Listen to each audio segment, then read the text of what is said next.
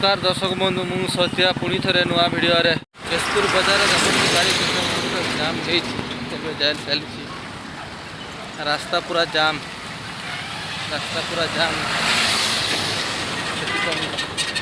यही प्रोब्लेम बर्तमान मुझे बस स्टाण पाखापाखि पहुँचा आसली 4टा बड़े बस आसो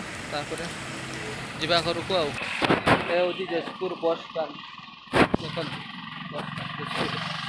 चलो बर्तमान आम कौन किसी तो मिलानी है गुपचुप दुटा खाई जा भारी नास्ता देखिक गाड़ी पार रे गाड़ी बेसी देव बर्तमान गुपचुप दुकान को पहुँचली गुपचुप खाइब नहीं तुम्हें 20 किया मगेब चलो तुम खाई देख मक्का टका किलो मक्का छुटिया 20 टका नब आसेगा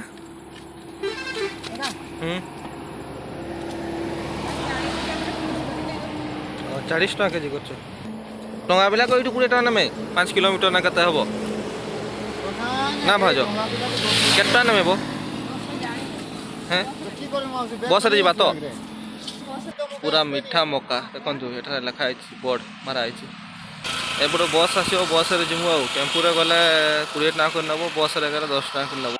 ए होची बैटरी वाला टेम्पू देखंतु केते सुंदर जाउची बेगारे की पुरे जे बाबू मक्का हैं कि नेउछ तबे देखा खाली बैगटा धरछु